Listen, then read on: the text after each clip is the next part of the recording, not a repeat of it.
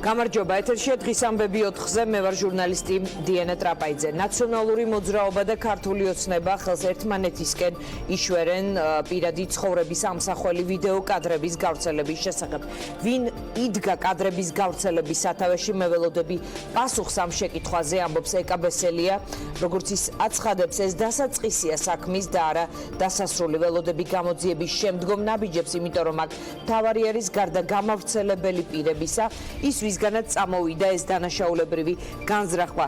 ვინც იდგა სათავეში, მე ველოდები გამოძიებისგან ამის პასუხს. შინაგან საქმეთა სამინისტროს განცხადებით, პირადი ცხოვრების ამსახველი ფარული ვიდეო ჩანაწერების საქმეზე 16 პირი დააკავეს. გამოძიებით დადგინდა, რომ ეს პირები სოციალური ქსელისა და მობილური ინტერნეტ აპლიკაციის მეშვეობით მასობრივად ავრცელებდნენ პირადი ცხოვრების ამსახველ ვიდეო ჩანაწერებს. ნაციონალური მოძრაობის წევრები ამბობენ, რომ უკანონოდ არიან დაკავებულები, კონკრეტულად მათი მოძრაობის ორ აქტივისტზე არის საუბარი. ოპოზიცია საქმის დროულ და ეფექტურ გამოძიებას ითხოვს. გრიგოლ ვაშაძემ, პრეზიდენტობის კანდიდატმა ამ პარტიის და იმ ჯგუფის, რომელიც თავს გაერთიანებულ ოპოზიციას უწოდებს, გრიგოლ ვაშაძე აცხადებს, რომ ყველა რეალური დამნაშავე უნდა გახდეს ცნობილი. ასევე მისი განცხადებით, ივანიშვილის რეჟიმმა საკუთარი დანაშაულების რეკორდი დაამყარა, ხელისუფლება თავისივე წევრს ებრძვის ბინძური მეთოდებით. გედევან ფოფხაძე ის ეკა ბესელიას უახლოეს თანამებრძოლად მიიჩნევა, ამბობს, რომ ვიცით, რომ ნაციონალურ მოძრაობას არ ვუყვარვართ და თუ რაიმე ცუდ ვიდეოს ნახავენ, სიამოვნებით გავრცელებენ, მაგრამ მე მაინტერესებს ამ ყველაფრის გავრცელების მიზანი. მისი თქმით, ჩანაწერების გავრცელების საკითხი ეჭქვეშ არ უნდა დამდგარიყო და როცა ის ამ განცხადებას აკეთებს, ბუნებრივია თავის თანაგუნდელებს მოიაზრებს, რომლებიც პირველ დღეებში თავს იკავებდნენ კომენტირებისგან სწორედ იმ მოტივით, რომ არავინ იცის მსგავსი ვიდეოს გავრცელებას ჰქონდა თუ არა ადგილი. რუსთავში მუშაობს ანა ახალაია, ტევ1-ის ახალი ამბების ჟურნალისტი. რატომ რუსთავში? ანა, ჩვენი ინფორმაციით ამ საქმეზე დაკავებული 16 პირი არის სხვადასხვა რაიონულ განყოფილებებში გადანაწილებული. ასე გავიგე მე და რატომ რუსთავში ვისთან ადვოკატის შესვლას ელოდები ახლა შენ რუსთავში? 16 დაკავებულიდან 2, როგორც ჩვენ გვაქვს ინფორმაცია, არის ნაციონალური მოძრაობის მხარდამჭერი, ესენი არიან დები, ინგა და ირმა ხაროიშვილები და სწორედ ინგა ხაროიშვილი ჰყავთ ამ წუთებში რუსთავის წინასწარი დაკავების იზოლატორში. ხა ჩემს გვერდით იმყოფება მისი ადვოკატი ლევან დავითაია. ბატონ ლევან, როგორც ვიცით, თქვენ ეხლა აპირებთ მოინახულოთ თქვენ დაცვის ქვეშ მყოფი, რა ინფორმაცია მოგაწოდეს მისმა ოჯახმა, პარტიის წარმომადგენლებთან თუ გქონდათ კომუნიკაცია? ჩვენ ვიცით, რომ შინაგან საქმეთა სამინისტრო აღნიშნულ ქალბატონს ედავება სწორედ პირადი ცხოვრების ამსახველი კადრების შენახვასა და შემდეგ გავრცელებას. პირველად ინფორმაცია რაც გაქვთ, თქვენ რა შეგიძლიათ გითხრათ? სამწუხაროა, რომ ეს ინფორმაცია მხოლოდ და მხოლოდ მედიის საშუალებით ვრცელდება და რეალურად დოკუმენტალურად არც მის ოჯახს, არც მის დამცველ ადვოკატს ამ შემთხვევაში არ გაგვაჩნია და შესაბამისად იმ მსჯელობა იმაზე, რომ კონკრეტულად რას ედავებიან და რა კონკრეტულად რა ეპიზოდს ამ შემთხვევაში ჩვენთვის უცნობი არის. თუმცა ოჯახის წევრები სულად განსხვავებულ ვერსიაზე საუბრობენ, იმასთან დაკავშირებით, რომ თუნდაც დაკავების პროცესი არსებითი დარღვევებით მიმდინარეობდა, არსებითი დარღვევებით იქნა მოპოვებული გარკვეული სახის მტკიცებულებები, რომელზეც ჩვენ აგრეთვე ცოტა მოგვიანებით გვექნება საუბარი. თავად პარტიის წარმომადგენლები, მაგალითად ნაციონალური მოძრაობის აჭარის ორგანიზაციის წარმომადგენელი ამბობდა, რომ აი ამ ქალბატონებმა პირად შეტყობინებებში მიიღეს ეს კადრები და მათ არავისთვის არ გადაუგზავნიათ. უბრალოდ თავად იყვნენ ამ ვიდეო მასალის ადრესატები. ეს ინფორმაცია თუ მოგაწოდეს, ან რატომ გადაწყვიტა მაშინ შინაგან საქმეთა სამინისტრომ, რომ ესენი გამავრცელებლები არიან? ვისთან დაამყარეთ თქვენ კომუნიკაცია, მოკლედ რო ვთქვათ, ამ ეტაპზე? კომუნიკაცია გვაქვს როგორც გამოძიებელთან, აგრეთვე მისი ოჯახის წევრებთან. შესაბამისად იმ ინფორმაცია, რომელიც ახლა თქვენ მითხარით, ჩვენთვის უცნობი არის და ვერდანაირად ვერ დავადასტურებ. თუმცა ამ საკითხთან მიმართებაში უფრო ცლად მოგვიანებით, როდესაც აგრეთვე საქმის მასალებსაც გავეცნობთ. თუმცა კიდევ ერთხელ ვიმეორებ, არანაირად არ დავადასტურებ იმ ფაქტს, რომ დაკავებულები რაიმე ფორმით მაინც ინახავდნენ ან ავრცელებდნენ ამ ინფორმაციას, მით უმეტეს ამას ვერ ადასტურებს მისი ოჯახის წევრები. ესეგებია, დიდი მადლობა.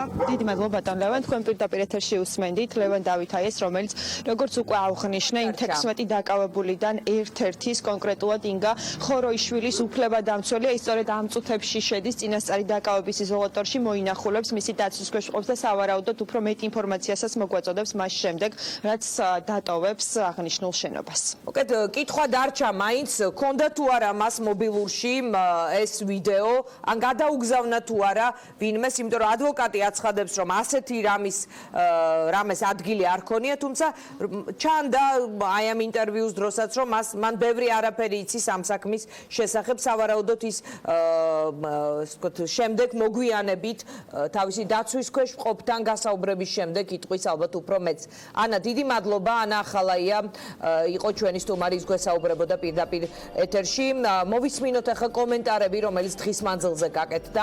ეს არის ეკაბესელიას კომენტარი, ეს არის მოსამართლე გვრიტიშვილის კომენტარი, რომელიც სხვათა შორის საკმაოდ ორიგინალური იყო ამ თემაზე საუბრისას და სვამდა ასე შეკითხვას, რომ ვის უნდა აწყობდეს ამ ვიდეოს გავრცელება და თავადვე პასუხობდა, რომ ასეთი არის თურმე ეკაბესელია. ბევრი ადამიანი ჩანს ჩართული ამ უკანონო დანაშაულებრივ ქმედებაში. ის დაკავებულ პირთა რაოდენობაც მეტყოლებს ამაზე, თუმცა ეს რიცხვი როგორ ჩანს გაცილებით მეტია. მე ველოდები გამოძიების შემდეგ ნაბიჯებს, იმიტომ რომ თავარი არის ასევე გარდა ამ გამავრცელებლები პირებისა, რომლებიც ასევე პასუხისგებაში უნდა იყვნენ მიცემული, ის ვისგანაც წამოვიდა თავიდან ეს დანაშაულებრივი განზრახვა და გადაწყვეტილება, ანუ ვინც იყო ინიციატორი ამ უკანონო ჩანაწერის გავრცელების და ვინც იყო ამ დანაშაულებრივი ქმედების სათავეში. ანუ მე ველოდები სწორედ გამოძიებისგან ამ პასუხს. ზოგადად შექმნილი სიტუაცია არავის ხელს არ აძლევს, არავის არც ხელისუფლებას, რომელსაც აქვს უმძიმესი ვალდებულება, რომ გამოიძიოს ეს დანაშაული უმოკლეს ვადაში და საზოგადოებას წარუდგინოს შედეგები.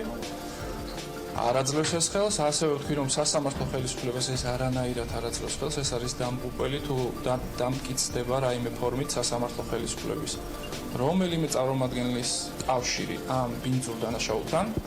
აქედან გამომდინარე ერთადერთი დამრჩა ესეთი ვარაუდი საფუძველი, რომ ეს ხომ არ ემსახურება გარკვეული პოლიტიკური ჯგუფის ინტერესს, რომელსაც სურს თავისი დამოუკიდებელი ადგილი დაიმკვიდროს პოლიტიკურ ცხოვრებაში. ჩვენთვის მთავარი ამოცანა არის მივადგეთ მთავარ დისტრიბუტორს. ვინ არის ამ ვიდეო კადრების დისტრიბუტორი, რომელმაც გაავრცელა სოციალური ქსელის საშუალები და სამწუხაროდ ადამიანებმა არ გამოიჩინეს მაღალი სამოქალაქო პასუხისგებლობა და ატვირთეს.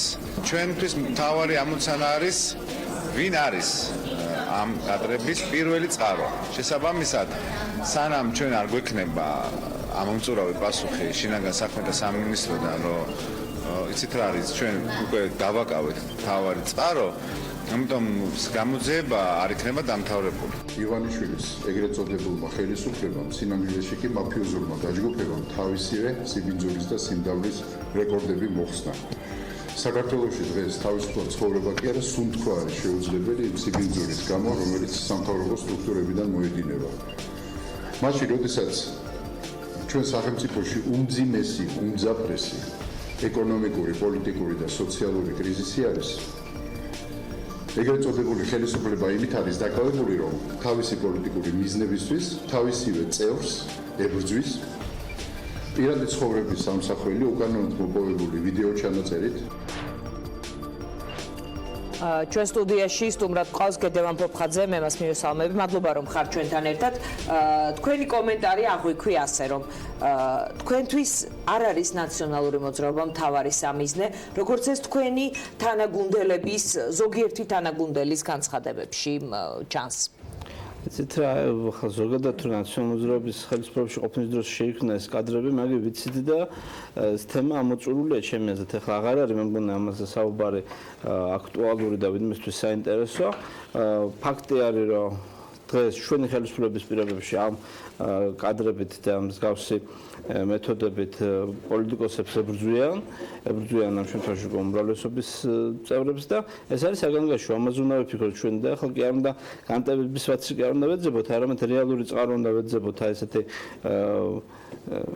ბრძოლის აი მეთოდების გამომყენებელი და მას უნდა მოვთხოვოთ პასუხი და რეალური ძალის ძებნა თუ გვინდა მე ბატონ გულიტაშვილს ერთ რაღაცაში ვეთანხმები რომ მოტივაცია ვისია და ინტერესი ვისია რა თქმა უნდა იქიდან უნდა გამოვიდეთ უბრალოდ ყოველგვარად სხვადასხვანაირად ხსნის რა შეიძლება იყოს მოტივაცია იმიტომ რომ აი მაგალითად გულიტაშვილისთვის მოტივაცია პოლიტიკური ქულების დაწერა მაგალითად ბესელიას და მისი თანამებრძოლების მხრიდან სხვები ამბობენ რომ პოლიტიკური ოპონენტების ნაციონალური მოძრაობის მოტივაცია ნაციონალური მოძრაობა ამბობს რომ ეს ბიძინა ივანიშვილის მოტივაციაა რომ პირადი ანგარიშის სწორება განახორციელოს ყველაზე კრიტიკულად განწყობილ თანაგუნდელზე ამ ეტაპზე მე მიმაჩნია რომ მოტივაცია ამ შემთხვევაში ცალსახაა და აქცენტების გადატანა და სხვა ვერსიების ძებნა უბრალოდ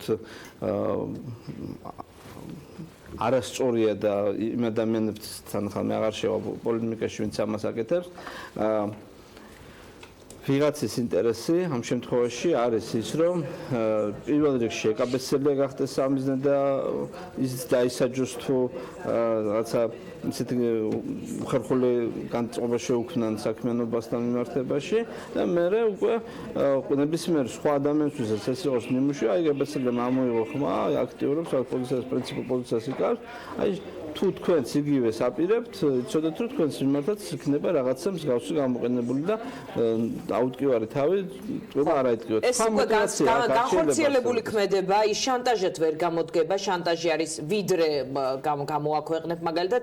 ამ შემთხვევაში თქვენ ფიქრობთ რომ ეს იყოს სხვებისთვის იმის საჩვენებლად, რომ ნუ იქნებით კრიტიკულები გუნდში, ნუ წახვალთ ეს მეინსტრიმული ხაზის წინააღმდეგ. მე იმაჩნია რომ ეს არის ზოგადი პრევენციაც არის ამ ქმედებაში, რომ სხვებიც დაუფიქრდნენ იმას, რომ აი გიღით კი ეს თქვენი პოზიცია იმათ, რომ აი ესეთი დარტყმების ქვეშ მოექცეთ. ახლა ის რომ მორალურად ეს ძალიან ძიმეა და ამას თავის თავს არავინ არ გაუკეთებს და ასეთი მეთოდებით პოლიტიკურ ქულებს არავინ არ იწეს, ეს არის მარაზმი და ასეთი არგუმენტი, რომ ადამიანს თავში მოდის საერთოდ ასეთი ადამიანის აზროვნებაში ჯანმრთელი პროცესები არ მიდის, ეს ჩემთვის ცალსახაა და ჭვერებარება. რა თქმა უნდა ზოგადი პრევენციის მომენტი აქ არის. აქ არის იმის გათვალისწინებაც, რომ აი ვინც ამოიწყო ეს პროცესი, იმას თუ ასე მოიქცევით, სხვებიც თუ აქტიურებთ, თქვენს მიმართაც განხორციელდება რაიმე მსგავსი. მე უბრალოდ მგონია, რომ ამის ავტორები ცოტა მუწიფარი ადამიანები არიან და ძალიან ზედაპირულად მივიდნენ ამ საკითხს, თორე ლოგიკა სხვა ასეთ ქმედებებში მე გამორიცხავ რაიმე იყოს და მე ხაზრას თქვენი საუბრებით მინიშნებები მიდის გუნდისკენ ან გუნდში ისეთი ტიპის თანაგუნდელებისკენ, რომლებიც მაგალითად მთელ ამ პროცესში სასამართლო სისტემაში ეგრეთ წოდებული კლანის მოკავშირეები არიან, იმიტომ რომ თქვენი ბრძოლაც არის ძალიან ღია ამ ეგრეთ წოდებული კლანის, იმიტომ ამბობ რომ ამ ტერმინით სწორედ თქვენს და არასამთავრობო ორგანიზაციების მოიაზრებენ აი ამ ადამიანთა ჯგუფს, რომლებიც მართლა კლანური წესით არიან ერთმანეთთან გადაჯაჭვულები. ანუ იქნებ უფრო მეტი თქვათ ვიდრე ეკაბესელი ამბობს, უფრო დაავიწროთ წრეს, სადაც თქვენი ეჭვები ტრიალებს. ჩვენ არავითარ შემთხვევაში ეს კონკრეტული ვიდეოები არ უნდა განვიხილოთ დამოუკიდებლად იმ სხვა განცხადებებისგან, რომელიც კეთდებოდა, ხო? იყო ბატონი გიორგი აბაშიძე თუ არ შეიძლება. კი აბაშიძე, დიახ. მისი პოსტი იყო რაღაცა გაურკვეველი და გაუგებარი. იყო რაღაცა კამპანია სოციალურ ქსელებში ეკასაწინააღმდეგოდ. აი ამას მოყვა კიდე ეს, როცა ჩვენ დავშვით საკითხი, რომ ეს რო აი როცა თქვენ საუბრობთ გია აბაშიძეზე, ასევე ეკაბესელი ამბობდა, რომ ის პარტიასთან დაკავშირებული პირია, რომ ის პარტიაში შეუნიშნავს. ანუ თქვენ მთელ ამ ისტორიას აღიქვამთ ასე. გია აბაშიძე ვთქვათ, იქ რაღაც მედიაში წერილები სათაური თითქოს რაღაც თანხები აქვს წაღებული ან დაიჭერენ ან სასამართლო პროცესსა. ანუ ამ პროცესის გაგრძელებაა თქვენთვის ეს ვიდეო. უკვე ცალსახად ცხადია, რომ თქვენი ეჭვები ტრიალებს სადღაც ახლოს თქვენთან და არა სხვა მე რო პარტიასთან. ხელი არავის არ დავადო, ეხლა რაღაცა პოლიტიკური პასუხისმგებლობა ამ სიტუაციაში ვიღაცას ეკისრება რა. ეხლა თუ არ გამოიკეთა ეს კამპანიური ხასიათი ვისგან მოდის და ვინ მართავს, რა თქმა უნდა, ხა მე ოპოზიციაში რატომ დავეძებო ვიღაცები, ოპოზიციას თავისი ცოდვები და თავისი გაჭირვება ეყოფა, ხა კიდე მე არ დავემატო ამ თემასთან ნამდვილად არ ამგონია რომ სწორი იყოს ოპოზიციისაკენ ხელის გაშვერა მით უმეტეს ნაციონალურ მოძრაობისაკენ. იმათი ცოდვები ყველა მიცით და ნამდვილად არ მგონია რომ ახლა ამაზე აქცენტირება სწორი იყოს. პოლიტიკური პასუხისმგებლობა ჩვენ რაღაცა დონეზე ყველა შემთხვევაში გვეკისრება ოპოზიციაზეც რომ გავცელდეს.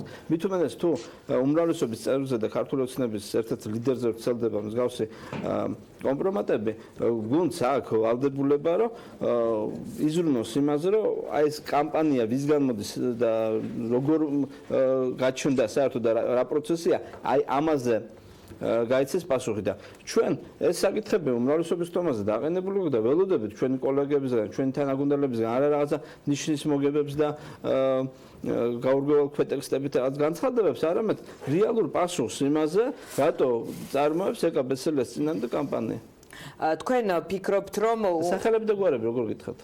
მაგი ხო ძალიან ძიმე ბრალდებებია ხა რომ მე ვინმეს მართლა პერსონალურად დავადო ხელი და უთხრა მე გონია და მაგ ეჭვირო შენ ამაში ხარ ჩართული ხა ეს იქნება ძალიან ძიმე ბრალდება ჩვენი მხრიდან. თქვენ ძალიან დაავიწროვეთ ის წრე რომელზეც შეიძლება არსებობდეს ეჭვები. იცით რა არის მე ძალიან კარგად მახსოვს აი და ვიცი ეს მეთოდი როდესაც ვიღაცა ცდილობს რომ თავის პასუხისმგებლობას სხვას გადააბრალოს ესეთი რაღაცები ხდება ხა შევარდანზე რო აფეთქეს რამდენი დროში ზვიადისტები დაიჭირეს რა ასეთი რაღაცები იმისათვის რომ შენი ჩადენილი შენზე არ წარმოვიდეს ვიღაცა შეაჩეჩო ეს ჩვენ ვიცით და მე ანუ შესაბამისად თქვენ ეს დაკავებები რომელიც დღეს დაიწყო 16 პირია დაკავებული თქვენთვის არ არის ეს თქვათ საკმარისი პროცესის ბოლომდე არც ის გზა არ არის რომელიც პროცესის ბოლომდე მიიყვანს ალბათ ხო, მაგრამ ახლა იმ ადამიანებსაც უნდა ესმოდეთ, ვისაც პირადში უგდებენ ასეთ ინფორმაციას, რომ იმისი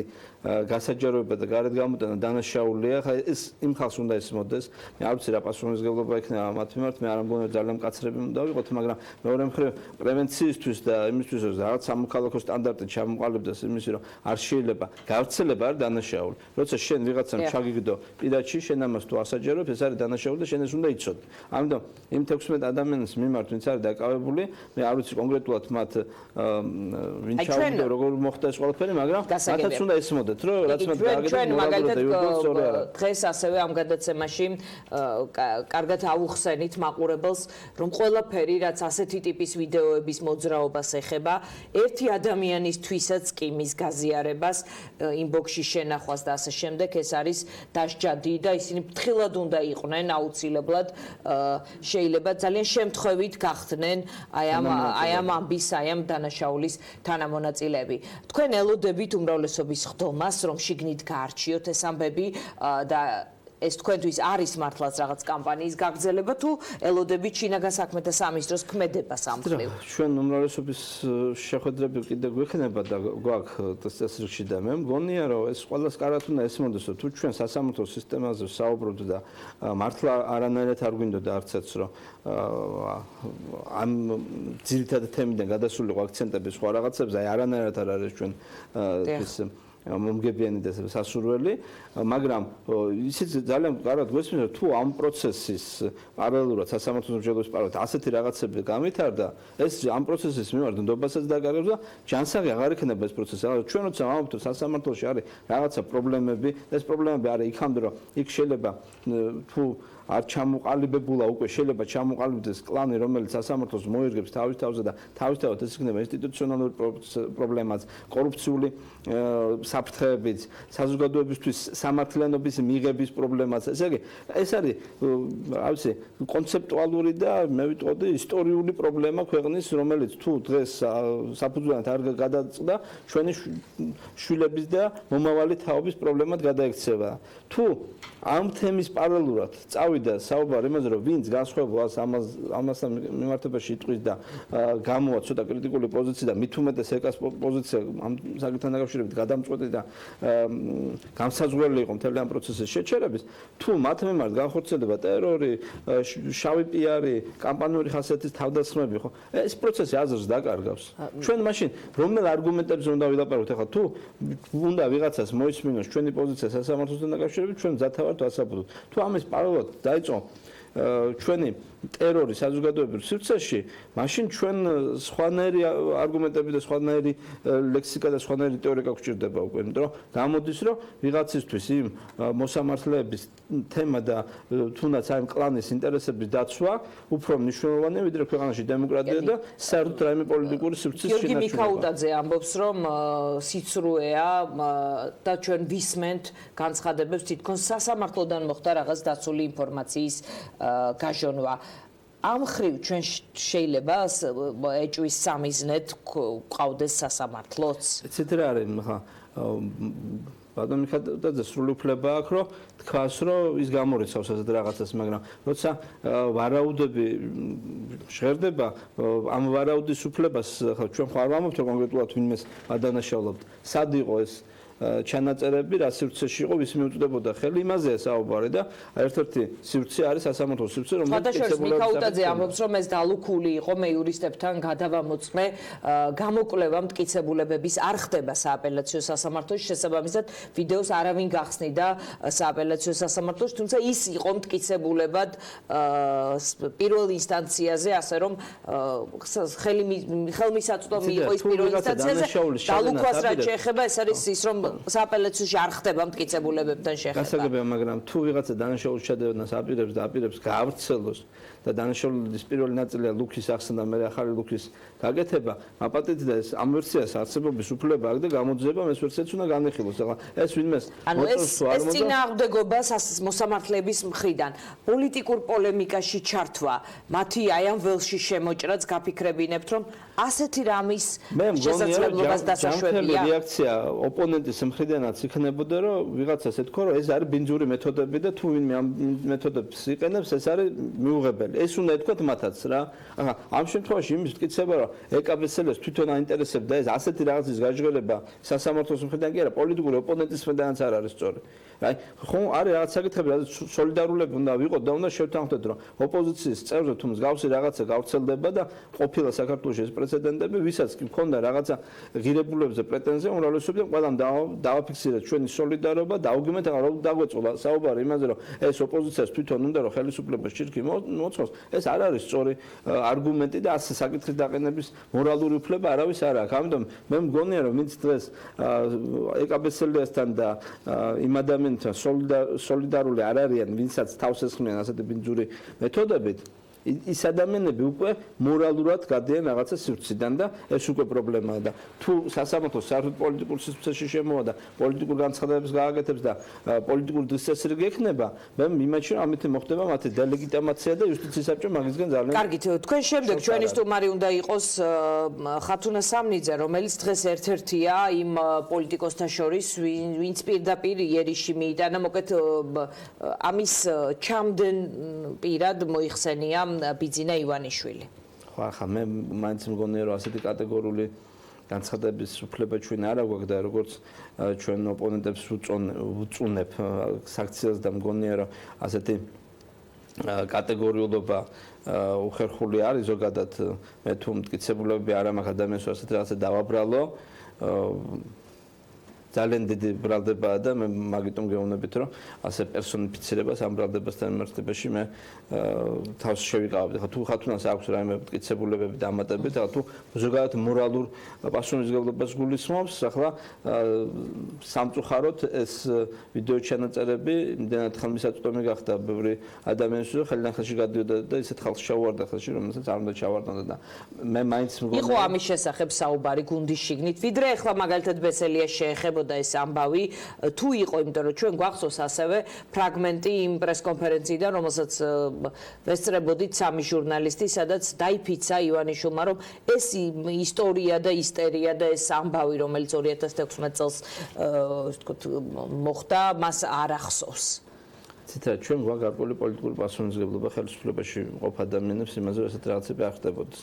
თუ ეს ხდება და პოლიტიკურ სტანდარტად მკვიდრდება პასუხისმგებლობა, ეს ჩვენ ის რომ ჩვენ უშუალოდ არა ვართ ამის მონაწილეები და არ ვმართავთ ამ პროცესს, ამის გამო პასუხისმგებლობა არ ქრება. შესაბამისად რაღაცა დონეზე ქართული ოცნება უნდა ხვდებოდეს იმას, რომ მე ჩემ პირად პასუხისმგებლობას არ გაურბევა არც ჩემ შემთხვევაში მსგავს ვითარებაში, რომ ჩვენ უნდა გამოგვეჩინა ესეთი პოლიტიკური სტანდარტთან დამოკიდებულებით, რაც შიშის წინაშე დააყენებდა იმ ადამიანებს, ვინც ახლა ამას აკეთებს. ვიღაცები ამას აკეთებენ ის ადამიანები, ვისაც ჭირდებათ ეკაბესელიას გაჩუმება კონკრეტულ თემაზე. კონკრეტულ თემაზე საუბარი ზუსტად მოსამართლეებს ეხება. როცა ნაციონალურ მოძრაობას ახსენებს ქართული ოცნების ზოგიერთი ლიდერი, ეკაბესელიას გაჩუმება ამ თემაზე ალბათ სულაც არ შედის მათ ინტერესში, პირიქით, რაღაც ბუნებრივი მოკავშირეები შეიძლება იყოს ამ კონკრეტულ თემასთან დაკავშირებით. ამ კონკრეტულ შემთხვევაში ნაციონალურ მოძრაობის ძველ დანაშაულს შემიძლია საუბარი, მაგრამ ეხლა კონკრეტულ мотиваციაზე ძალიან გასაგებია. დიდი მადლობა, გედი ფოფხაძე იყო ჩვენი სტუმარი და ჩვენ გადავდივართ ხათუნა სამნიძესთან, რომელიც რესპუბლიკურ პარტიას წარმოადგენს. ქაბატონ ხათუნა, ჩვენი სტუმარი ამბობს, რომ აი მაგალითად ივანიშვილთან დაკავშირებით ის უბრალოდ პოლიტიკურ პასუხისმგებლობაზე საუბრობს, ზოგადად ოცნების აქვს თავისი ეჭვები, მაგრამ თქვენ კონკრეტული სამიზნე დაასახელეთ დღეს, თუ ვის ინტერესში შეიძლება ყოფილიყო ასეთი კადრების გავრცელება. რა გაძლევთ ასეთი განცხადების საფუძველს? მოგესალმებით, დიდი მადლობა მოწვევისთვის. ბევრი განცხადება მოვისმინეთ, მათ შორის ქართული ოცნების წარმომადგენლებისგან, რომლებსაც არც ერთხელ არ უთქვამთ, რომ ეს არის საშინელი მეთოდი, უნდა იქნას გამოძიებული. პირიქით გვესმის ისეთი განცხადება, რომ არ გვინახავს, აი Facebook-ში საკრებულოს წევრის განცხადებაც კია და დეპუტატის განცხადებაც, რომ არ გვინახავს და როგორ გავაპროტესტო და ასე შემდეგ. შეუძლებელია ეს რომ არ იყოს ბიძინა ვენიშვილის მიერ, ანუ ნებადართული, ამას კი არა, მან კი არ ატოირთა, რა თქმა უნდა, მაგრამ ბისი ნებართვის გარეშე ამ ბრძოლაში, რასაც ქვია ეკაბესელიას წინააღმდეგ ყველა მეთოდის გამოყენება, რომ ის გაჩერდეს, განადგურდეს, იმიტომ რომ ეს არის პირდაპირი ტერორი, რასაც დღეს ხედავთ და რასაც ვადენთ თვალყურს, მისი ნებართვის გარეშე არც ერთი ეს პროცესი არ დაიწყებოდა. ეს არ არის პირველი შემთხვევა. ჩვენ რო ვიყოთ იმის ვითარებაში, რომ პირველი შემთხვევა იყოს ასეთი ტიპის ბრძოლის ქართული ოცნების მხრიდან და ქართულ ოცნებას დღეს ხელმძღვანელობს ბიძინა ივანიშვილი, ის არის საჯარო პირი, ხომ არის პარტიის თავმჯდომარე დღეს ბევრი ბრალდება, მათ შორის ხალბატონი ეკაც ამას ამბობს, აი ხა გედი ფოფხაძესაც მოусმენთ. ხო ვიწროვდება ეს წრე, ამბობენ რომ კი იგივე ქართული ოცნების მხრიდან ამ გუნდის მხრიდან ხდება ეს, ასე ვთქვათ, ზეწოლა ასეთი ტერორისტული მეთოდებით. რატომ არც ერთხელ არ გვინახავს ბიძინა ივანიშვილის განცხადება, რომელიც დაბრუნდა პოლიტიკაში საჯარო პირად და გააკეთოს განცხადება, დაგმოს მაინც ეს მძიმე საშინელი მეთოდებით პოლიტიკაში ბრძოლა. ეს არ არის პირველი შემთხვევა, გავიხსენოთ წინა შემთხვევები 2016 წლის შემთხვევა, მანამდე შემთხვევები. არც ერთ შემთხვევაში ეს დანაშაულები არ გამოძიებულა. რეაქციები გავიხსენოთ ბიძინა ივანიშვილის, მისთვის პრობლემა არ არის ფაალური ჩანაწერებით ბრძოლა. იმიტომ რომ მოგვისმენია მისი განცხადებები ღია ეთერშიც, როცა ის ლაპარაკობს პირად ცხოვრებაზე.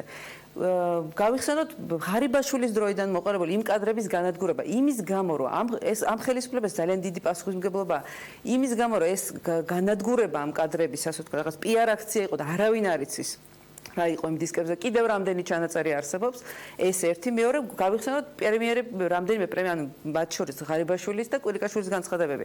ჩვენი ღირსების საქმეა. ტერაქტი მოწყობილი საზოგადოებისთვის, რომ აუცილებლად დიახ. კი, თავარი გზავნილი იყო ჩვენი ღირსების საქმე, ჩვენ ამას გამოვიძიებთ და დავასრულებთ და ასე შემდეგ. არც ერთი დანაშაული გამოძიებული არ ყოფილა. ეხლა რაც გვესმის ასევე პასუხად, აი მაგალითად ბატონ გურიტიშვილის განცხადება, რომ აი ეს რომ ხელს აძლევდეს, ეს რომ აწყობდეს და ასე შემდეგ. ანუ ადამიანი ამბობს, რომ თუ ვინმეს აწყობს ეს ჩვეულებრივი მეთოდია და შეუძლია გამოიყენოს. მან თქვა პოლიტიკური ქულების დასაწევად, ანუ ის უშვებს, რომ პოლიტიკური ქულების დასაწევად შეიძლება ქალმა საკუთარ თავზე გაავრცელოს რაღაცა ტიპის პირადი ჩანაწერი, გარდა ამისა ის ახმოვანეს, ასე ვთქვათ, ერთ-ერთ ხიფაც, რომელსაც ისინი ხედავენ ამ პროცესში, რომ შეიძლება პოლიტიკური ხურები და პოლიტიკური გუნდი შექმნას იმ ადამიანებმა, რომლებიც დღეს ებრძვიან სასამართლოში ამ კლანს.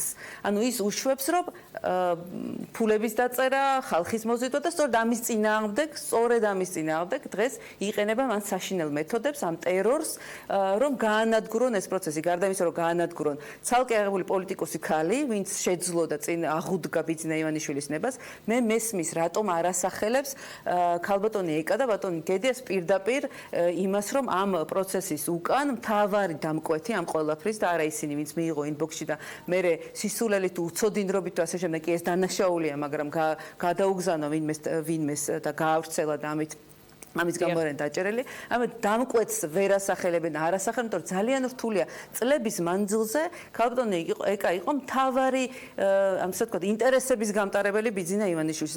ერთ-ერთი მთავარი ლიდერი ამ ქართული ოცნების, ყველაზე ძლიერი დამცველი, მაგალითად, შინაგან საქმეთა სამინისტროს მიერ წარმოდგენილი კანონპროექტების პარლამენტში. ხომ გვახსოვს ეს პროცესი. ის იმდენად გვერდში იდგა ამ პროცესების, რომ ძალიან რთულია ამდენი ხნის ასე ემსახურებოდე ამ პროცესებს და მე ადგედა ხელი დაადო ამ პროცესების ლიდერს, რომელსაც ამდენი წელი რომელსაც გვერდში ედეგი. რა თქმა უნდა, მას გაუჭირდება და მესმის მიკვირს, მაგრამ ფიქრობთ, რომ ასეთი ეჭვი მასაც ეკნება. მე დარწმუნებული ვარ მას ეკნება, იმიტომ რომ ეს არ არის პირველი შემთხვევა, გავიხსენოთ. რატომ ხდება, მთავარი შეკითხვა ამ პროცესში არის, რატომ ხდება, რომ აი ეს ბინძური საშინელი ტერორისტული მეთოდების გამოყენება ხდება სწორედ იმ პოლიტიკოსების წინააღმდეგ, ან იმ საზოგადოებრივად აქტიური ადამიანების წინააღმდეგ, ვისაც მოიძულებს, ასე ვთქვათ, ბიძინა ივანიშვილი. გაიხსენეთ, ხო ჩამოთვლით, რა თქმა უნდა, აი ძველ შემთხვევებს, არც ერთი შემთხვევა არ იყო შემთხვევის დროს ეს არის მოძულებულ პოლიტიკოსებთან ანგარიშვალება. მას ახასიათებს ეს, რომ მაქსიმალურად გვერდში დაიყენოს, გამოიყენოს პოლიტიკურად, ამუშავოს, იყოს მისი მთავარი ინტერესების გამტარებელი, რაღაც არ მოეწონება და მე წამსვლელია ყველაფერზე. ჩვენ უნდა გავაცნობიეროთ, აი ვინც მისმენს, რა ტიპის ადამიანთან გვაქვს საქმე, სამწუხაროდ, საუბედუროდ, მაგრამ ისეთი ადამიანიც კი, ვინც სულ მის გვერდით იყო, ყველა მის ინტერესს ატარებდა, იმ ადამიანთან კი გადაკვეთა ყველანაირი ზღვარი და ამ მეთოდებით ებრძვის მას, რომ გაანადგუროს ქალი. სამწუხაროდ ისიც არ უმეტესწილად ეს ქალი პოლიტიკოსების წინააღმდეგ ხდება, მაგრამ ჩვენ გვაქვს საქმე ისეთ ადამიანთან, მას შეუძლია ნებისმიერ თეთრ მეთოდზე წავიდეს, ვინც მისი აზრის წინააღმდეგ წავიდა. პირველი შემთხვევა, რომ ბესელია წავიდა, ქალბატონი წავიდა მისი აზრის წინააღმდეგ, იმიტომ რომ ყველამ ძალიან კარგად ვიცით, ერთი რომ არ გამომჩნდეს, ერთი ვერსია არის, რომ სასამართლოდან წამოვიდა ეს პროცესი, ხო? დიახ.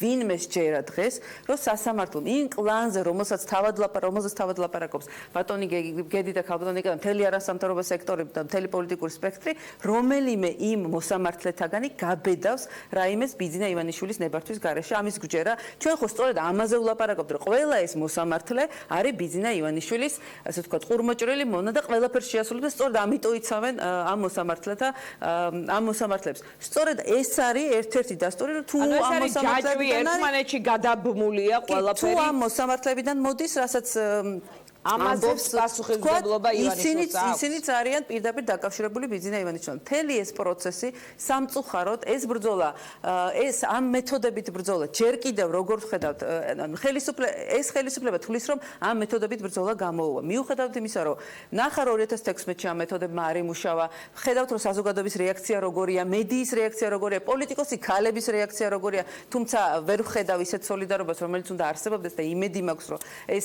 ესეც მალე ნახავთ ამასაც. მიუხედავად ამისა, ვერ ახერხებს ეს ბრძოლა გაანადგუროს პოლიტიკოსები, მაინც იყენებს ამ მეთოდებს, იმიტომ რომ ბუნებრივია ძალიან მძიმეა, ეს არის ადამიანის კვლელობა, ტერორი, ყველაფერი ერთად რა. ყველაზე საშინელი მეთოდი, საშინელი გზა იმისთვის, რომ გაანადგურო პოლიტიკოსი. მიუხედავად ამისა, არ მთავრდება ეს პროცესი, ეხლა უნდა ყურადღების გადატანა, რომ ის ადამიანები, ვისაც ინბოქსში გაუგზავნეს, ამათზე გადავიტანოთ ყურადღება, სინამდვილეში მთავარზე, რასაც უნდა ვილაპარაკოთ, საიდან მოდის და რა არის წყარო იმის, რომ ვირუსულად გავრცელდა ეს ვიდეო.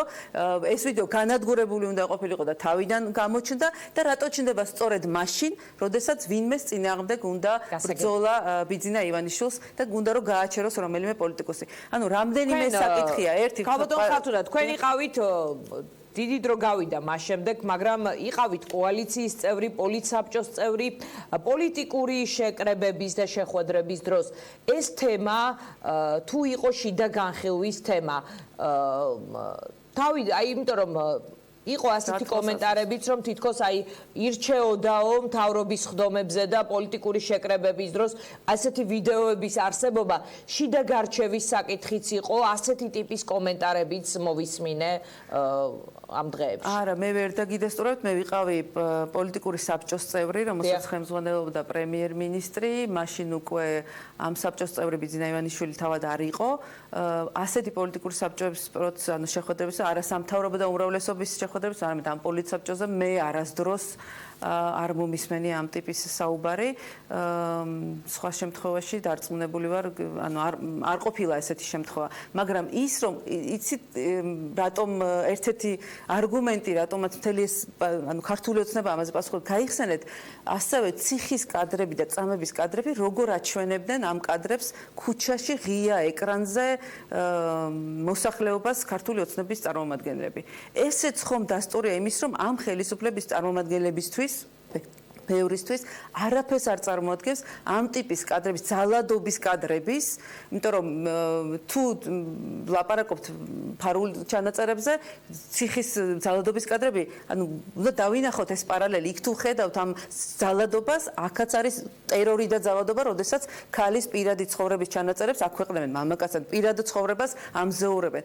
ამ ხელისუფლებამ თავად აჩვენა ეს კადრები, გახსოვთ ალბათ ეკრანზე, ზუგდიდში იყო თუ არ ვწდები. ამ ხელისუფლებას დღეს მასში სოციალურ ქსელში შეგიძლია ესე იგი, თუ წამების კადრების ჩვენება წინა ხელისუფლების სახის საჩვენებლად სჭირდებოდა ხელისუფლებას, დღეს უკვე ნებისმიერი ვიდეო მასალის გავრცელება ეს მის სახეზე მეტყველებს. ხელისუფლების ერთ-ერთი მთავარი გამახასიათებელი ნიშანია ერთი, რომ ის არასდროს არ იღებს პასუხისმგებლობას თავის თავზე, ყველაზე დიდი უბედურება ამ ბოლო დროს, რაც გაგვახსენდება, აფეთქება, გაზის აფეთქებას შეწირული ადამიანები თავის თავზე პასუხისმგებლობა არ აუღია ამ ხელისუფლებას და გვახსოვს ხო როგორც რაზეგაც გადაიტანეს.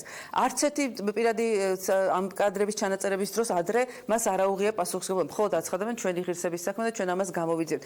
დღესაც იმის ნაცვლად რომ თქვას რომ მე როგორც ხელისუფლებამ დაუშვით შეცდომა, ან ჩემი ვალდებულება რომ სასწრაფოდ გამოვიძიო, პირიქით რაღაც გადაბრალებები მიდის მტრის ხატის ეს პოლიტიკა ნაციონალურ მოძრაობაზე, ესეც პირველი არ არის. გავიხსენოთ ბათუმში მომხდარი არეულობა თუ გახსოვთ მარტში.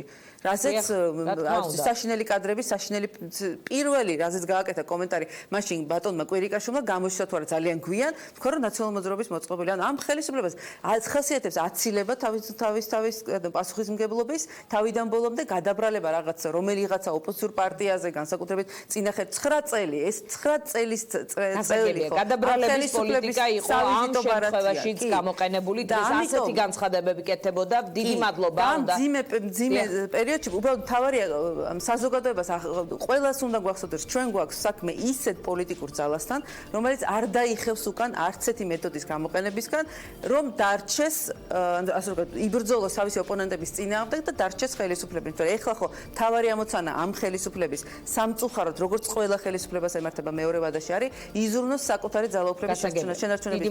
მეტი ინტერესი დღეს ქართულ ოცნებას არ აქვს, მაგრამ მე ვარ დარწმუნებული, რომ ისინი ამას ვერ შეძლებენ, იმიტომ რომ ჩანს სწორედ ამ ნაწილში, ამ მეთოდების წინააღმდეგ ოპოზიცია ერთიანია. მე არ გამომისმენია სხვა ტიპის განცხადება ოპოზიციური პარტიების. დიდი მადლობა. ხათუნა სამნიძე იყო ჩვენი სტუმარი. რეკლამის შემდეგ ჩვენ ვისაუბრებთ შეხვედრაზე, რომელიც პრეზიდენტის ადმინისტრაციაში გაიმართა.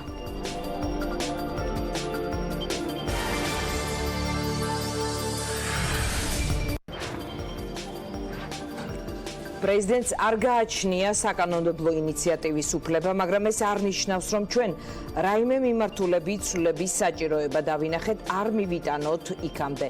თქვა დღეს სალომე ზურაბიშვილმა არასამთავრობო ორგანიზაციებთან შეხვედრის დაწყებამდე. როგორ დავიცვათ საზოგადოებაც, რომ ინფორმაციის, დეზინფორმაციისა და ცილისწამებისგან რამდენად შესაძლებელი ამ პრობლემის პრევენცია, ეს იყო თემა, რაზეც საუბრობდა დღეს პრეზიდენტი არასამთავრობოებთან.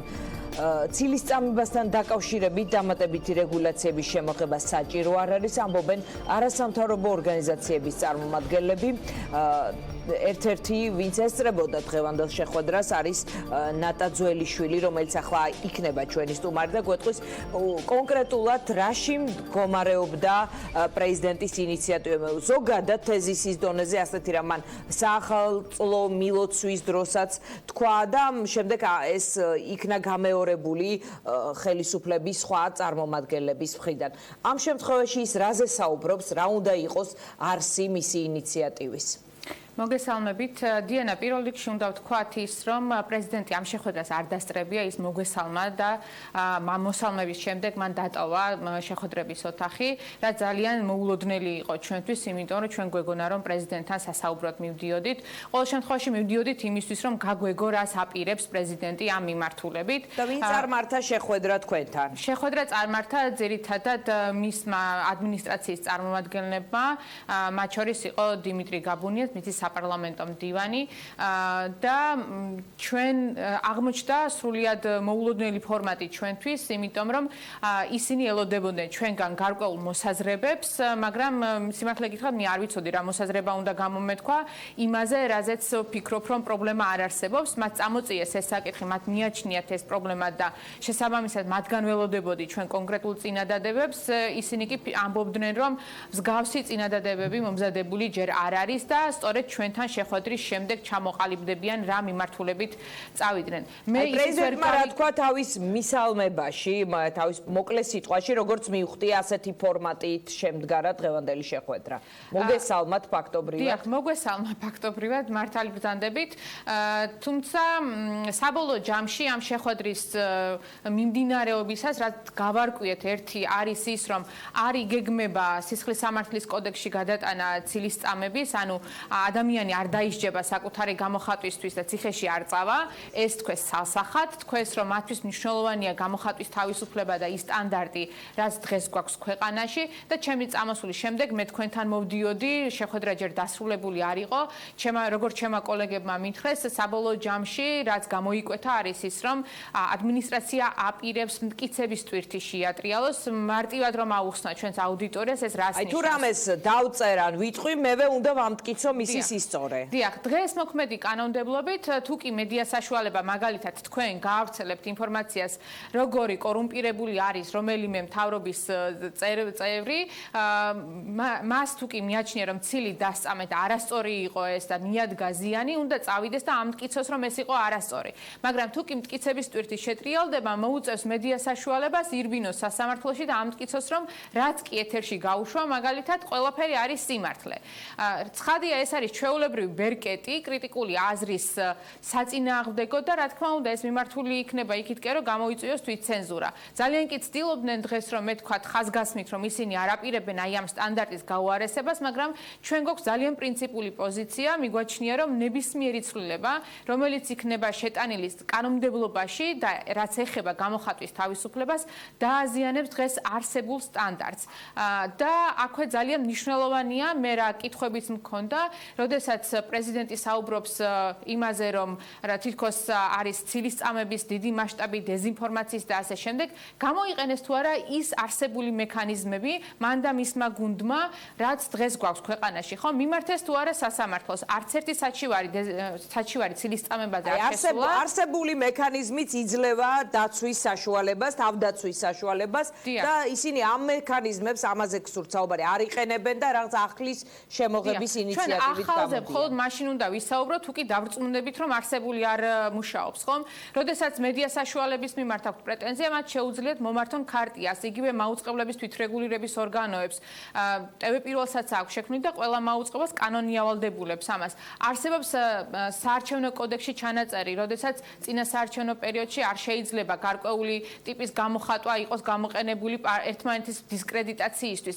CSKO-ში არც ერთი საჩივარი არ შესულა, სასამართლოში არც ერთი საჩივარი არ შესულა, მაუწყებლებში არც ერთი საჩივარი არ შესულა და ერთადერთი ქარტია იყო, რომელმაც მიიღო ისიც ოპოზიციური საპრეზიდენტო კანდიდატის მხრიდან 2 განცხადება. ამიტომაც ძალიან მნიშვნელოვანია, რომ ჩვენ ვიმუშაოთ არსებული მექანიზმების გაუმჯობესებაზე, მართლმსაჯულების სისტემის გაუმჯობესებაზე და იმაზე, რომ სასამართლოს მიმართ ნდობა არ არსებობს და სასამართლოსადმი მიმართვიანობის ნაკლებობაც ამ თვალსაზრისით შესაძლოა ამით იყოს გამოწვეული, ხომ?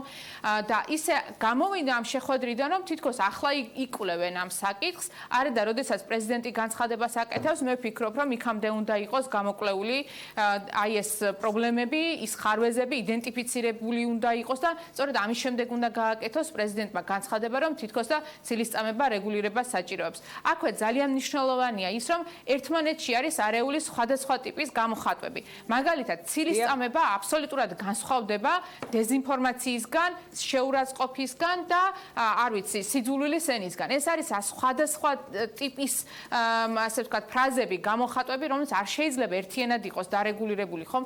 ჩვენ ისიც კი ვერ გავიგეთ კონკრეტულად რა პრობლემას ხედავენ და რა ტიპის გამოხატვაზე ლაპარაკობენ ისინი. რა უნდა შეიზღუდოს, რა უნდა დარეგულირდეს და რა პრობლემა უნდა აღმოიფხვრას აი ამ ახალი ცვლილებებით, რასაც ისინი აპირებენ. მიუხედავად იმისა, რომ იმედია გაიგეს, როგორი იქნება იმ ჯგუფის პოზიცია, რომელთანაც დღეს შეხვედრა ჰქონდა ადმინისტრაციას. დიახ, ჩვენ ძალიან ცალსახად ერთი და იგივე პოზიცია ჰქონდა არასამთავრობო ორგანიზაციებს ყოველ შემთხვევაში ძალიან დიდ ნაწილს, რომ არ შეიძლება რაიმე ტიპის საკანონმდებლო ცვლილება იყოს შეტანილი პარლამენტში, რაც ეხება გამოხატვის თავისუფლებას და ჩვენ უნდა ვიმუშაოთ იმაზე, რომ არსებული მექანიზმები გავაუმჯობესოთ, მაგალითად მოიტანეს, რომ აი ლეღვის ნახარშის ასე ვთქვათ, ლეღვის ნახარშთან დაკავშირებით ბევრი ცრუ ინფორმაცია ვრცელდება და როგორ ზიანს აყენებს ეს მოსახლეობას.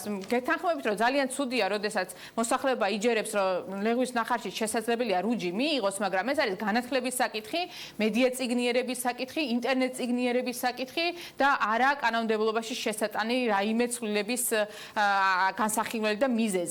ამიტომაც თუ ჩვენ გვინდა რომ ჩვენ ყავდეს უფრო მეტად განათლებული კულტურული საზოგადოება, უნდა ვიმუშაოთ განათლების გაუმჯობესების მიმართულებით. შექმნილია უკვე მედია წიგნიერების მიმართულებით მომუშავე საჯარო სამართლის იურიდიული პირი კომუნიკაციების ეროვნულმა კომისიამ შექმნა და ამიტომ რადგან ამ ორგანიზაციამ აიღო ასე ვთქვათ წამყვანი ფუნქცია ამ მიმართულებით, მასთან ერთად უნდა იმუშაოს პრეზიდენტმა, თუ კი მიაჩნია რომ მედია წიგნიერება გასავითარებელია. გასაგებია ის თავად საუბრობდა ადმინისტრაციის წარმომადგენლები აცხადებდნენ რომ არ აქვს პრეზიდენტს საკანონმდებლო ინიცირების უფლება და საშუალება, მაგრამ ვნახოთ რა მომავალი ექნება ამ იდეას, თუმცა ჩვენ ასევე ვიცით პარლამენტის თავმჯდომარის პოზიცია ამ საკითხზე.